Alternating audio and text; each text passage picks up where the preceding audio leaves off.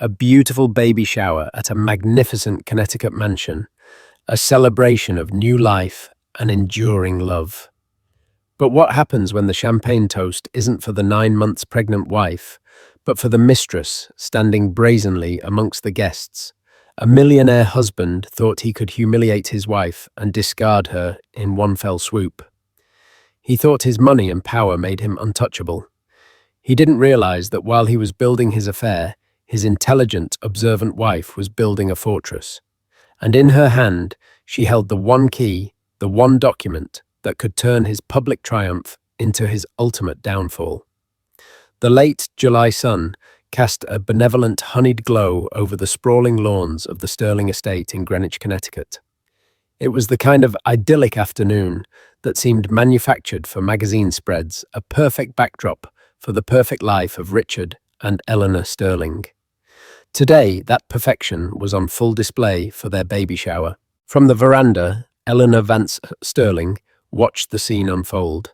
At 34 and just shy of 9 months pregnant, she carried the weight of her unborn son with a grace that belied the exhaustion deep in her bones. She had designed every inch of this day, just as she had designed every inch of the magnificent stone and glass house behind her. As an acclaimed interior designer, this home was supposed to be her masterpiece, a testament to her talent and a sanctuary, a nest for the family she was about to start. White linen-draped tables dotted the manicured gardens, each adorned with bouquets of white hydrangeas and baby blue delphiniums. A string quartet played softly near a cascading water feature, their melody a gentle counterpoint to the cheerful hum of conversation from the 80 or so guests. These were the titans of New York and Connecticut's financial world. Richard's world mixed with a smaller, more intimate selection of Eleanor's friends from the art and design community. Eleanor smoothed a hand over the bespoke navy blue maternity dress that clung to her swollen belly. She felt a gentle kick, a reminder of the precious life that was the only real thing in this carefully constructed illusion. Richard was in his element, a king surveying his court. Tall, with a smile that could disarm regulators and charm investors, he moved through the crowd with an easy confidence. He clapped his partner, Garrett Shaw, on the back, shared a laugh with a hedge fund rival, and kissed the cheeks of wives who appraised Eleanor with a mixture of envy and pity. They all saw the same thing, the brilliant Richard Sterling and his beautiful pregnant wife living the American dream on steroids. Eleanor knew better. She had known for 6 months. The dream had begun to fray, not with a sudden tear, but with the slow, deliberate unraveling of a single thread. It wasn't a lipstick stain or a stray perfume. Richard was too meticulous for such cliches. It was a charge on his private American Express black card statement, a card he believed she never saw. A consulting fee of $10,000 paid to a Carter Consulting. There was no such firm registered in the state, but there was a Chloe Carter, a 26-year-old analyst in his firm's emerging markets division. A quick, discreet search of her social media, mostly private but a few tagged photos were public, showed her on a girls' trip to St. Bart's, the exact weekend Richard was supposedly at a financial summit in Zurich. One photo showed her on a yacht, a man's arm just visible in the frame, wearing a distinctive watch. The Patek Philippe Nautilus Eleanor had given Richard for their 3rd anniversary. From there, the lies had cascaded. The late nights at the office became trysts in a downtown apartment. The business trips became lavish getaways. The entire architecture of their marriage, she discovered, was a sham. Her first instinct was to scream to shatter the crystal and porcelain that adorned their perfect home. But her second, more powerful instinct was rooted in the fierce, protective love she already felt for her son. A messy public divorce would be a circus, and Richard, with his army of lawyers and PR experts, would paint her as hysterical, unstable, a gold digger. He would use her pregnancy as evidence of her emotional fragility. She would not allow that. She would not allow her son to be born into that chaos. So she planned. She consulted the sharpest divorce attorney in New York, her old college friend Isabella Izzy Rossi. She didn't cry in Izzy's office. She laid out the evidence with the cool precision of a prosecutor. Izzy had been blunt. Richard's ego is his greatest liability, Elle. He thinks he's 10 steps ahead of everyone, especially you. We use that. Now, watching her husband laugh, Eleanor felt a cold resolve settle over her. The trap was set. All she had to do was wait for him to walk into it. A new guest arrived, drawing a ripple of attention. It was Chloe Carter. She wore a white dress, a shade too bridal for a baby shower cut, to showcase a figure honed by expensive gym memberships. Her hair was a cascade of blonde highlights, her smile bright and confident. She wasn't brazen enough to approach Eleanor directly. Instead, she made a beeline for Richard, who greeted her with a warm but seemingly professional hug. "Chloe, so glad you could make it," he said, his voice carrying just enough for those nearby to hear. "Everyone, this is Chloe Carter, one of our brightest analysts. A real shark." The whispers started immediately. The wives who knew or suspected exchanged loaded glances. The men, some of whom were likely complicit in Richard's secrets, shifted uncomfortably. Chloe's presence was a flagrant act of disrespect, a power play. It was Richard's way of signaling that a new order was coming. Eleanor met Chloe's eyes across the lawn. The younger woman gave a small triumphant smirk. It was a look that said, "I'm here. I'm the future. You are the past." Eleanor didn't flinch. She simply gave a slow, deliberate nod, a silent acknowledgement. The message was clear. "Yes, you are here. Just as I intended." She turned her attention back to a guest, a kindly older woman who was gushing about the nursery. Eleanor smiled a genuine warm smile and began to describe the hand-painted mural of the night sky she'd created above the crib. She would not let them see her break. Her performance had to be as flawless as Richard's. The final act was yet to come. The 2 months leading up to the baby shower had been a masterclass in emotional compartmentalization for Eleanor. By day, she was the glowing mother-to-be, selecting fabrics, approving catering menus, and smiling through prenatal yoga classes. By night, she was a strategist, poring over financial documents and legal strategies with Izzy. Her discovery of the affair had triggered a forensic deep dive into their shared life. She realized how little she had truly scrutinized their finances. Richard handled the investments, the accounts, the grand strategy. She handled the home, the social calendar, the soft side of their empire. It was a classic patriarchal arrangement she had once found comforting, but now saw as a deliberate tool of control. "He's moved assets, Elle," Izzy had said during one late-night video call, her face grim on the laptop screen. "Nothing illegal, not yet. Just shifting things into trusts and accounts that are harder to penetrate in a divorce proceeding. He's preparing to minimize his exposure to you." "Of course he is," Eleanor had replied, her voice devoid of surprise. She was sitting in the home office she had designed, surrounded by blueprints and spreadsheets. "He thinks I'm just the decorator." That was the key. His underestimation of her was her greatest weapon. The house was the perfect example. While it was legally in both their names, a property of the marital estate, Eleanor held a unique and powerful trump card. The project had been her baby long before their actual baby was conceived.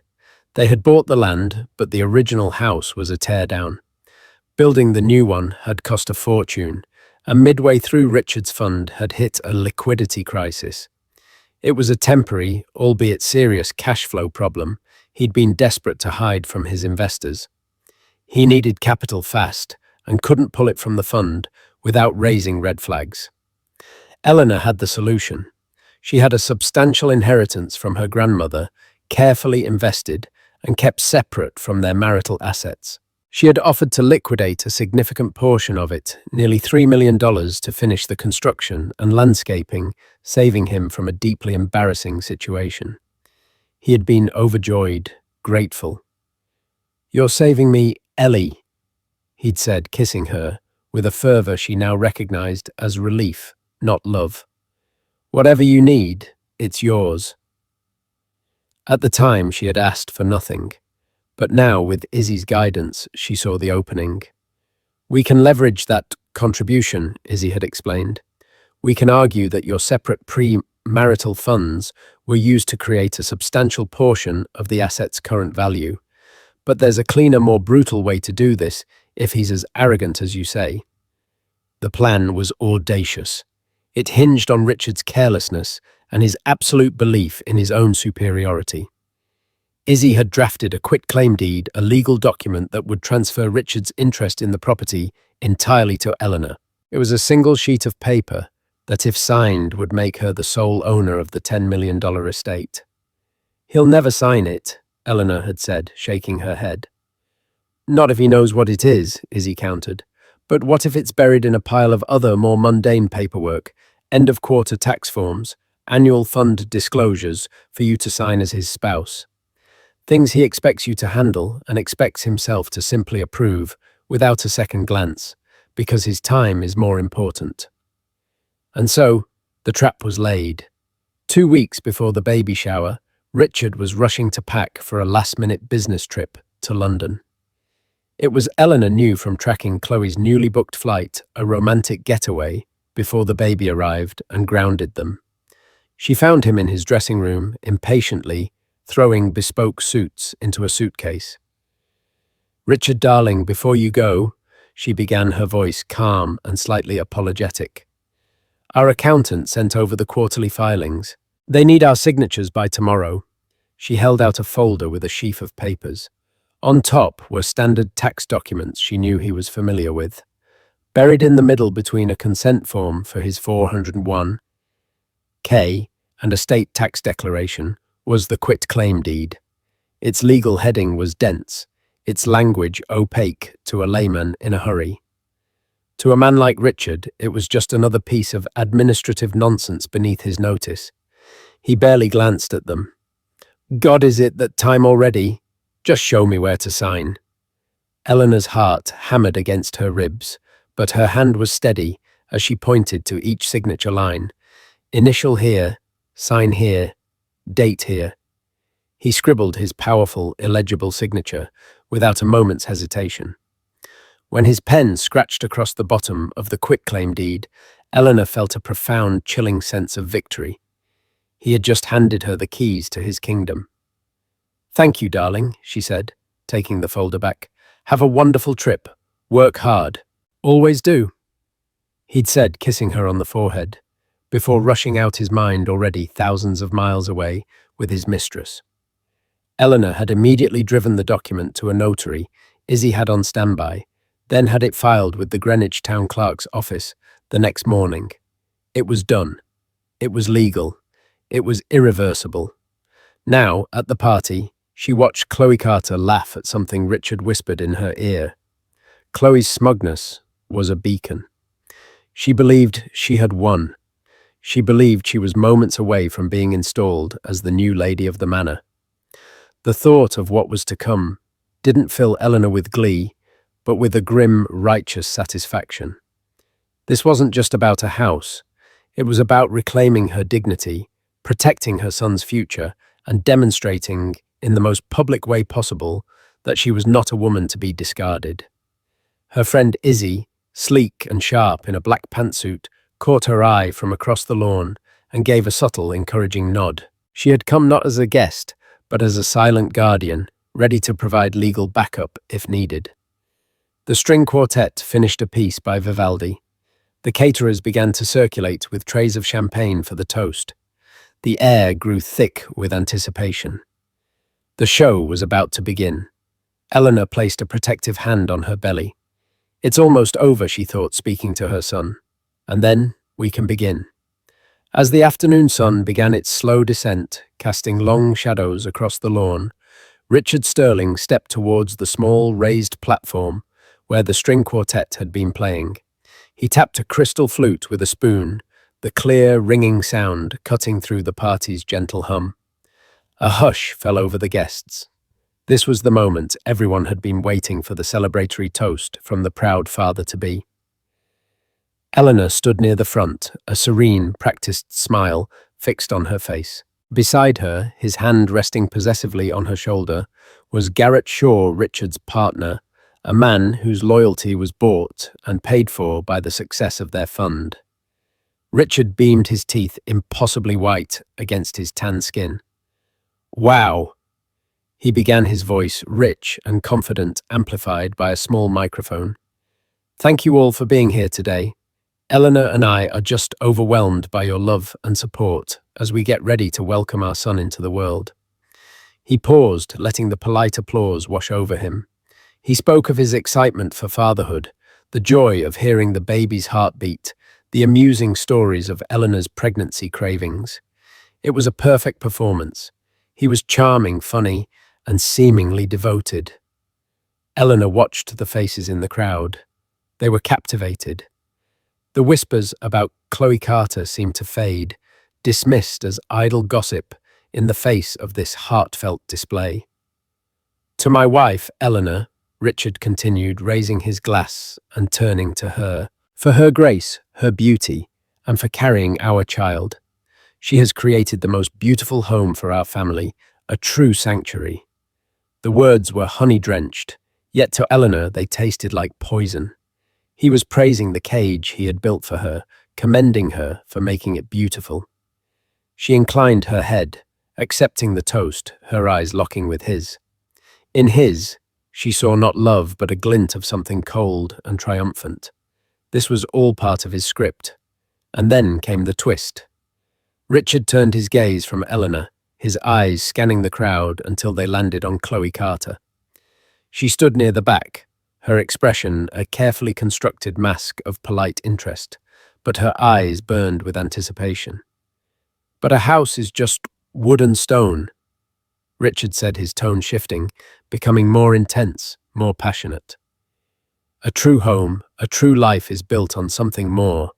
It's built on passion, on a fire that drives you. It's about finding that person who understands not just who you are, but who you want to become. Someone who challenges you, who ignites your soul. A confused murmur rippled through the guests. This was not the standard baby shower speech. This was something else entirely. Garrett Shaw's hand tensed on Eleanor's shoulder. Richard's gaze remained fixed on Chloe. Some people are content with comfort and stability. Others need more. They need a partner who shares their ambition, their hunger. A partner who isn't just a passenger, but a co-pilot. The meaning was becoming terrifyingly clear.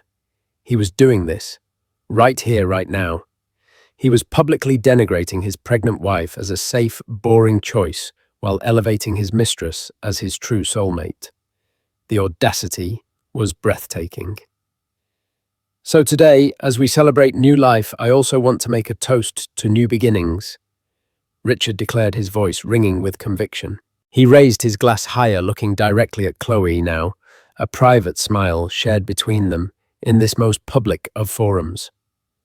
To finding that once-in-a-lifetime connection, to the woman who has shown me what true passion is, to the future. He didn't say her name. He didn't have to. Every single person on that lawn knew exactly who he was toasting. A collective, horrified gasp sucked the air from the garden. The string quartet looked up from their instruments, their bows frozen mid-air.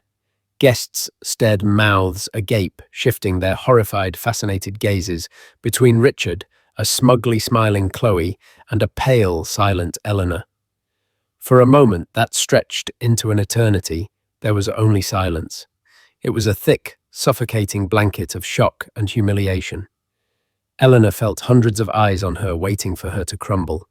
They were waiting for the tears, the outburst, the dramatic retreat. They expected her to be the victim. But Eleanor did not cry. Instead, a profound, icy calm washed over her. The frantic hammering of her heart slowed to a steady, powerful beat. This was it, the moment of detonation. He had not only walked into her trap, he had armed it and pulled the trigger himself. She did not look at Richard. She did not look at Chloe. She held her head high, her expression unreadable. She let the silence hang, letting the full weight of his cruelty and her public disgrace settle over every single guest. She wanted them to bear witness. She wanted them to remember exactly what he had done. Finally, she took a slow, deliberate breath. She gently removed Garrett Shaw's hand from her shoulder and took a single step forward. She caught Izzy's eye, who gave the faintest, almost imperceptible nod. Then Eleanor reached for the microphone on its stand. Her turn to speak had come. As Eleanor's fingers wrapped around the cool metal of the microphone stand, the oppressive silence in the garden finally broke, replaced by a wave of frantic, hushed whispers. Richard watched her, a flicker of annoyance crossing his face. He had expected her to flee in tears to fulfill her role as the scorned wife. Her composure was an unwelcome improvisation in his carefully staged drama. Eleanor adjusted the microphone, the slight metallic scrape echoing in the tense air. She looked out at the sea of faces, a mosaic of shock, pity, and morbid curiosity. "Thank you, Richard." She began, her voice perfectly level, carrying a chilling clarity that commanded absolute attention. "Thank you for your toast, and for your honesty. It's a rare quality, and one that should be acknowledged." Richard's confident smile faltered. This was not the reaction he had anticipated. Chloe, standing near the back, shifted her weight, her own triumphant expression beginning to curdle into uncertainty. "He's right," Eleanor continued, her gaze sweeping over the guests before finally settling on her husband. "A home is more than just wood and stone. It is a sanctuary. It's a place of safety, of truth. I poured my heart and soul into designing every inch of this house. I chose every stone, every beam of wood, every pane of glass. I thought I was building a nest for my family." She paused, letting the sentiment hang in the air. Her voice was filled, not with self-pity, but with the quiet authority of a creator speaking of her creation. Richard spoke of his passion, his prayer. "My passion was this home. My passion was the family I believed we were building within these walls. And when that passion required more than just heart and soul, when it required cold and hard cash to keep from becoming a half-finished monument to a failed investment, I provided that too." Few of Richard's business associates exchanged uneasy glances. They remembered the rumors of his liquidity crunch. Richard's face darkened. "Eleanor, this is not the time or the place." "Oh, I think it is the perfect time and place," she countered, her voice hardening, losing its gentle cadence and taking on a sharp steel edge. "You chose this time and this place to talk about new beginnings, and I find myself in complete agreement. It is time for a new beginning." From the small, elegant clutch purse hanging from her wrist, Eleanor retrieved a folded document. With deliberate, unhurried movements, she unfolded it. It was the quitclaim deed. "You see, Richard's signature isn't just valuable on a billion-dollar contract. It's also legally binding on this," she said, holding the paper up for all to see. The bold heading of the Greenwich Land Registry Office was clearly visible. "For those of you unfamiliar with property law," Eleanor explained, her voice as calm as a lecturer's, "this is a quitclaim deed. It's a document that transfers a person's entire interest in a property to another. Richard signed it 2 weeks ago. He was in a bit of a rush to get to London, as I recall. It was notarized and filed with the town clerk the very next day." Richard stared at the paper, his face draining of all color. His mind was racing, scrambling to recall the moment, the pile of papers, his careless scrawl. He looked from the document to Eleanor's face, and in her cold, unwavering eyes, he saw the truth. He had been played, utterly and completely. "This house," Eleanor declared, her voice ringing with finality, "the one I designed, the one my inheritance saved, is now legally and irrevocably in my name. Mine. Alone." A collective gasp, far louder and more profound than the first, swept through the crowd. This was a twist no one had seen coming. The drama had escalated from mere marital infidelity to a stunning display of strategic brilliance and financial annihilation. Eleanor turned her head slowly, her gaze falling upon the frozen figure of Chloe Carter. "I believe my husband toasted you as his co-pilot, But it seems the flight plan has changed. The destination you were hoping for is no longer on the itinerary. Then Eleanor's eyes moved back to Richard, pinning him in place with their intensity. Richard, you wanted a new beginning, and I am giving it to you. Your new beginning starts today, right now, but it does not start here. She let that sentence settle. As the sole and legal owner of this property, I have a certain right to curate my guest list. And right now, there are two people here who are no longer welcome. Her voice dropped, low and dangerous. Get out of my house. The command was absolute. For a moment, Richard was paralyzed, his mind unable to process the sheer scale of his miscalculation. His public triumph had evaporated, replaced by the most profound and public humiliation imaginable. You can't do this, he hissed, taking a step toward her.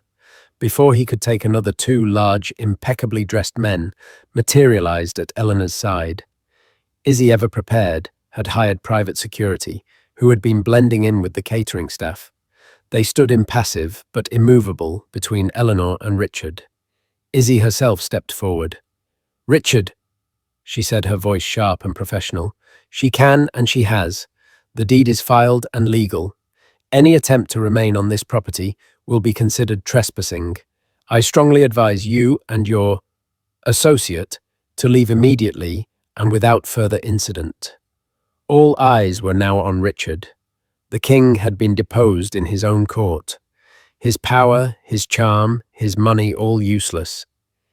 He looked at the faces of his guests, his colleagues, his rivals. He saw no sympathy. He saw only shock, awe, and for some, a poorly concealed schadenfreude. He had wanted a spectacle. Eleanor had given him one. The command, "Get out of my house," hung in the air as stark and solid as the stone walls of the mansion behind Eleanor. The words, delivered without a tremor, had shattered the last vestiges of Richard Sterling's composure. For a breathless moment, he seemed to short-circuit his brain, unable to reconcile the image of his docile, elegant wife with the formidable stranger who stood before him, holding the deed to his ruin.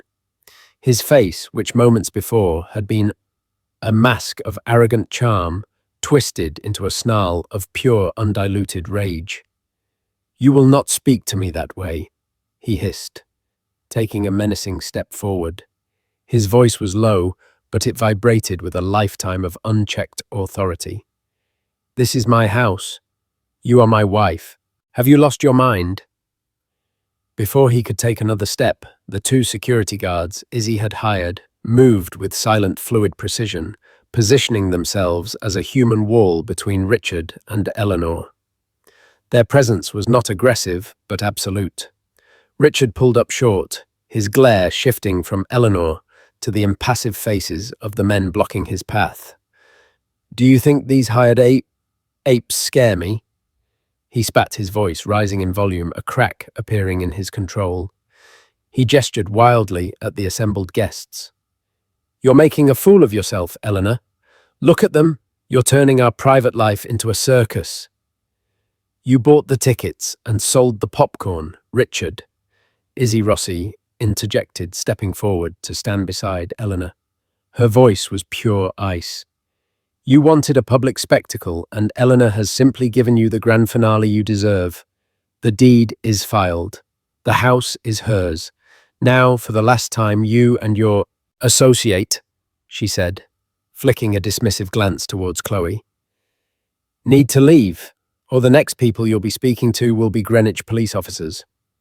The mention of the police seemed to finally penetrate Richard's fury.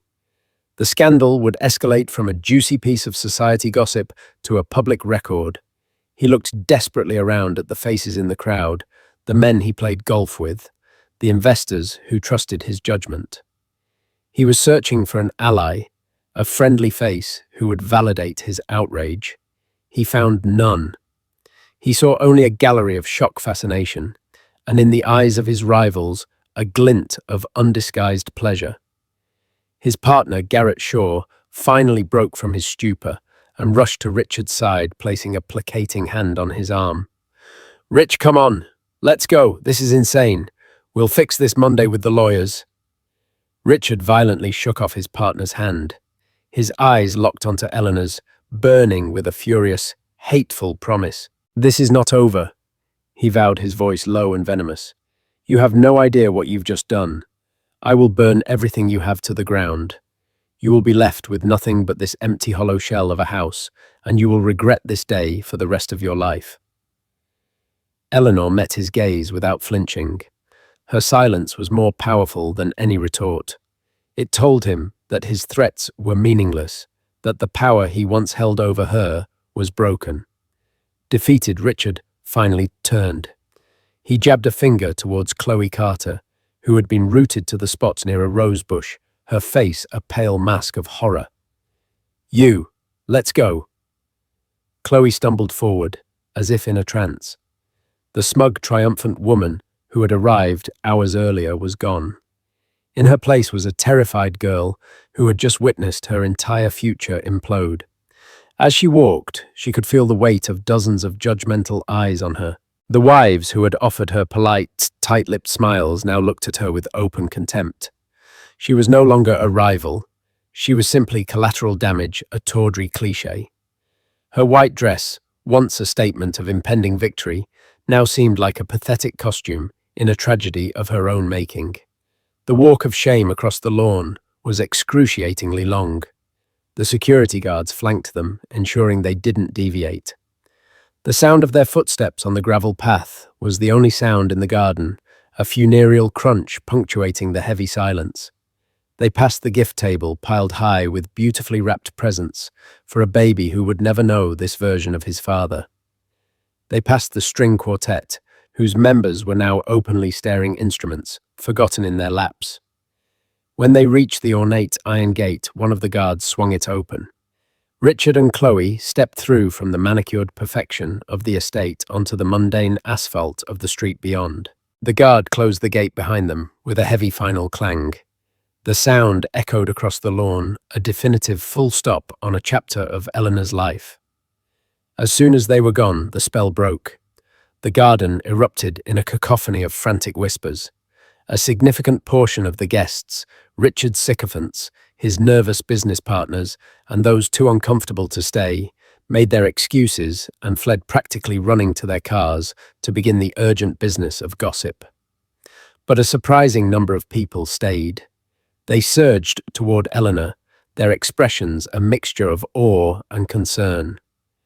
A formidable society, Doyenne Ms. Davenport, a woman whose approval could make or break a social season, grasped Eleanor's hand. "My dear girl," she said, her voice uncharacteristically warm, "that was the bravest thing I have seen in 30 years in this town. Your grandmother would have been proud." Eleanor felt a wave of dizziness, the adrenaline that had been a steel rod in her spine suddenly dissolving into a shaky, profound exhaustion. Her knees felt weak.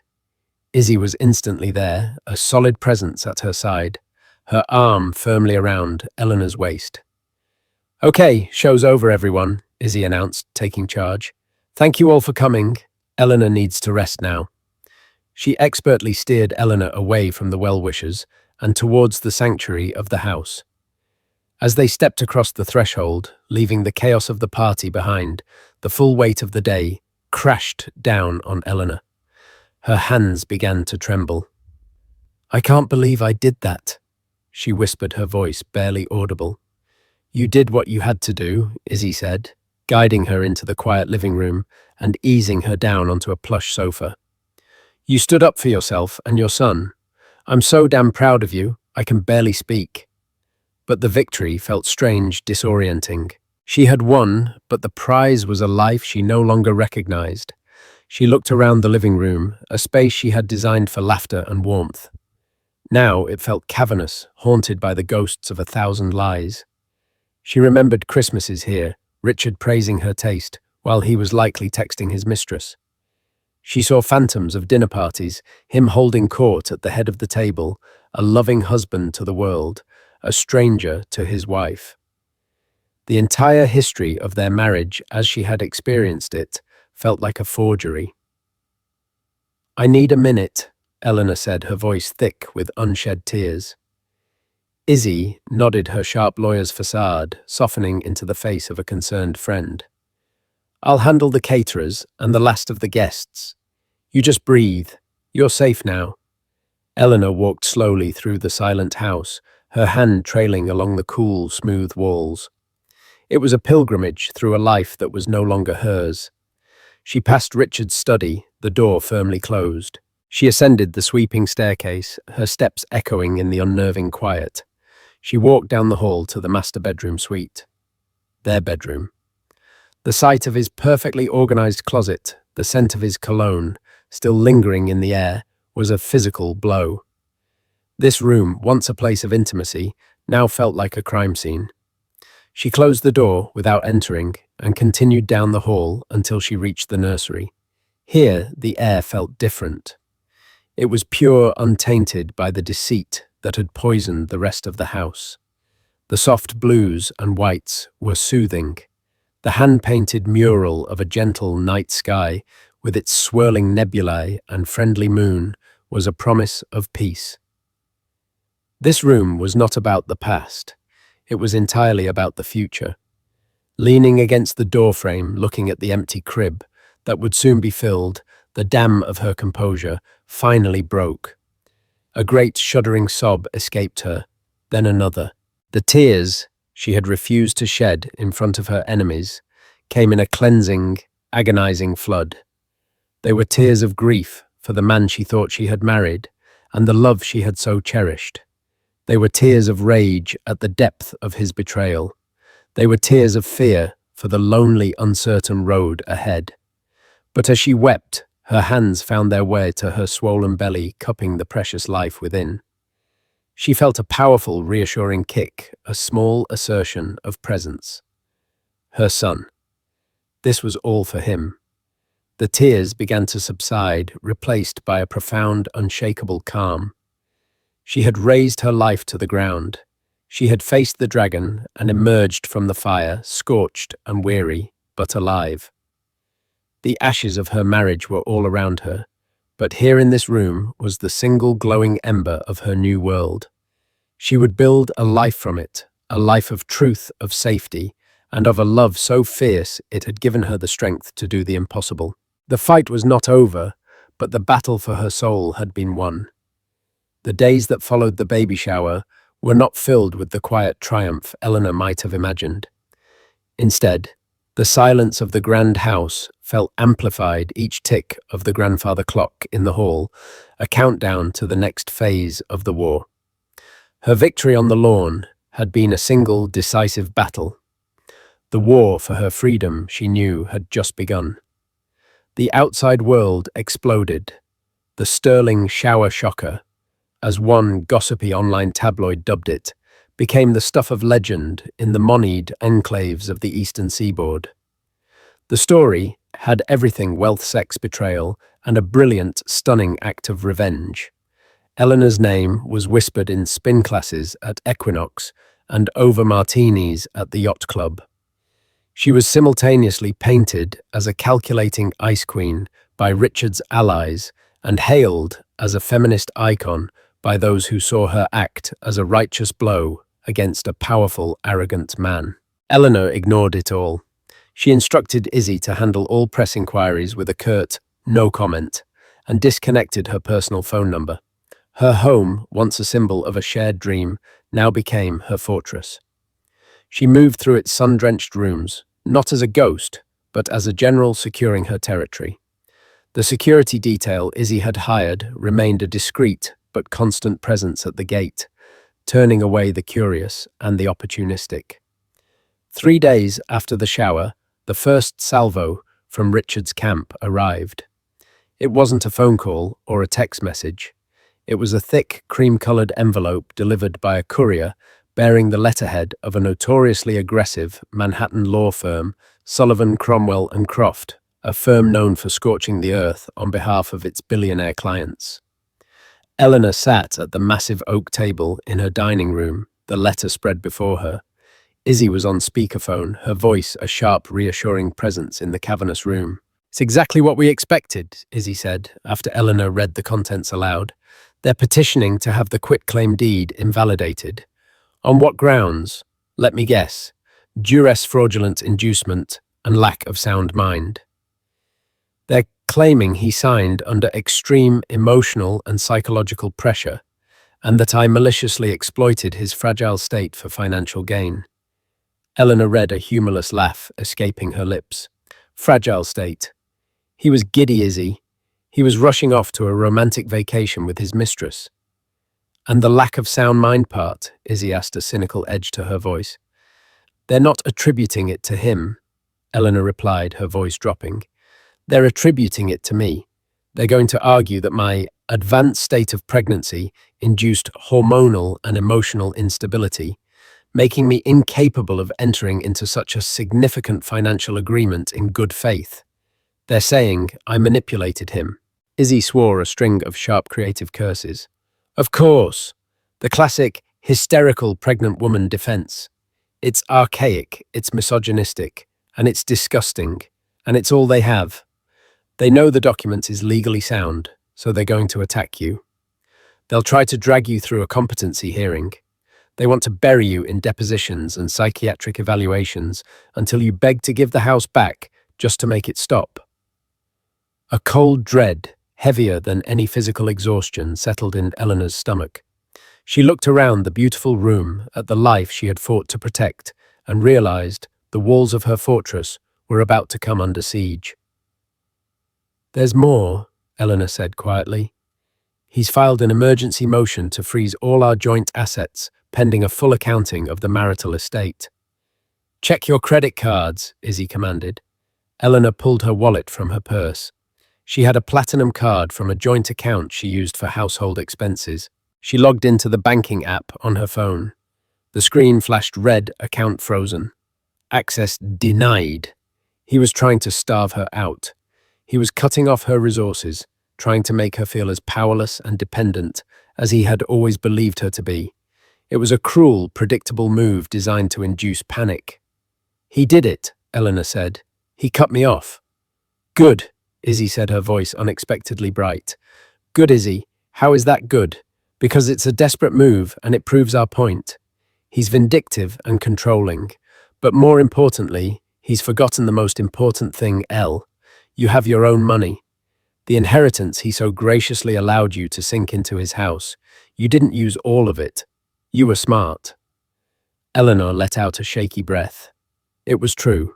She had a substantial private account money. Richard had never been able to touch the remainder of her grandmother's legacy.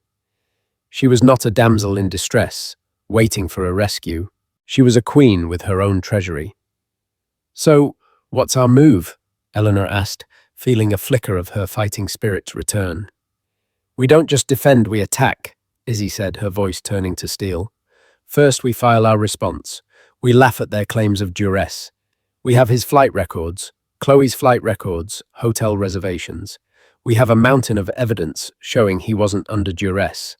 He was on his way to an adulterous holiday. We frame him as the one acting in bad faith. Second, regarding your hormonal instability, we get a glowing affidavit from your OB-GYN stating you are in perfect physical and mental health. We will bury them in evidence of your competence. Izzy continued outlining the strategy like a battle plan. Third, we countersue. He wants an accounting of the marital estate. Fantastic. Let's give him one. Let's subpoena every record from his fund. Let's look at the consulting fees, the apartment he rented for Chloe, the gifts, the trips. Let's put a dollar value on his infidelity and demand it be reimbursed to the marital estate before it's divided. We are going to make him regret every single dollar he spent on that affair. We will turn his life and his precious fund inside out. As Eleanor listened, the dread began to recede, replaced by a cold, clear-eyed resolve. Richard had started a war of attrition, hoping to wear her down. He didn't realize she had been preparing for it for months. She had the resources, the strategy, and the will to fight. In the days that followed, Eleanor operated with a quiet, fierce efficiency. She established a new household account with her own funds, ensuring the staff were paid and the lights stayed on. She met with her obstetrician, who was horrified by the accusations from Richard's lawyers and readily agreed to provide a sworn statement about Eleanor's excellent health and sound mind. The legal battle was all-consuming, a storm raging just beyond her gates. But inside, Eleanor knew she needed to do more than just fight back.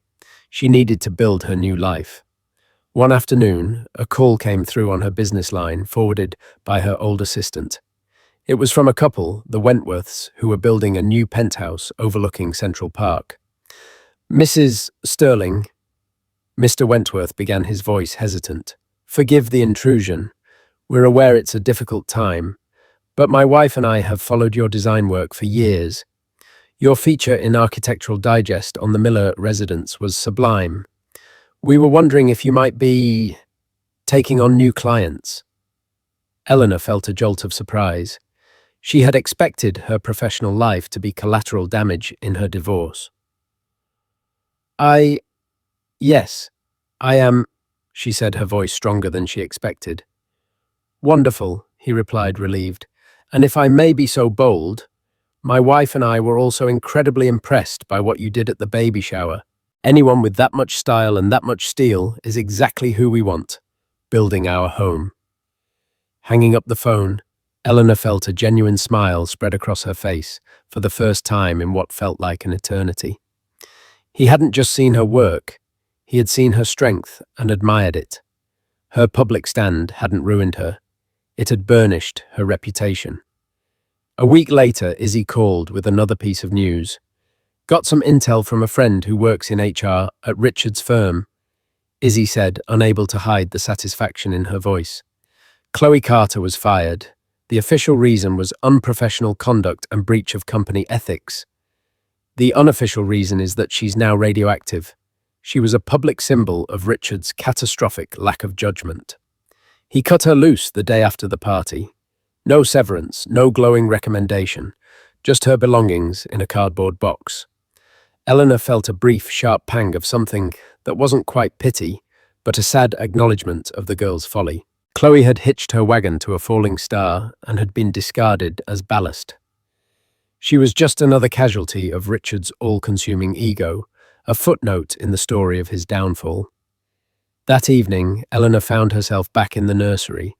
The setting sun painted the room in soft shades of lavender and rose.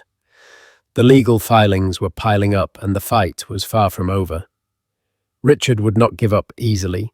He would try to drag her name, her sanity, and her life through the mud. But standing there, feeling the strong, steady kick of her son within her, Eleanor felt no fear. She was not the woman Richard had married. She was not the woman who had cried over his betrayal. She was the woman who had fought back.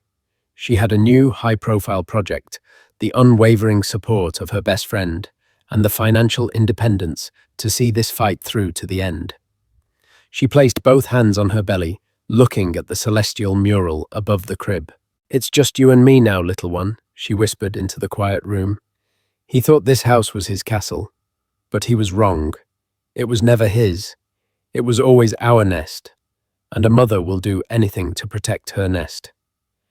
The war would be long, but she had already won what mattered most.